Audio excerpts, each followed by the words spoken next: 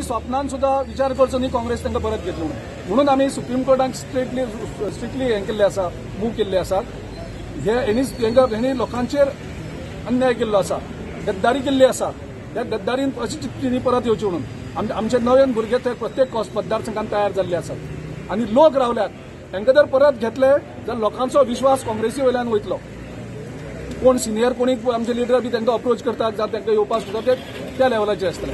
As a party आमी सारको firm decision घेतला की हांकां कोणाकूच परत घेवप ना, कारण आमची गद्दारी म्हणून लोक आमचेर विश्वास दवरपाना. So there is no way, like no, these people. Otherwise, why we have to go to the Supreme Court? आमी डिस्क्वॉलिफिकेशन पिटिशन फायल करता आशिल्ले आनी ओगी रावता आशिल्ले.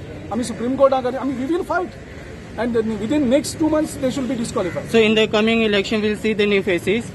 In all these constituencies, they have actually made a favor on us and favor on our younger generation. We have already built a new leadership in those constituencies.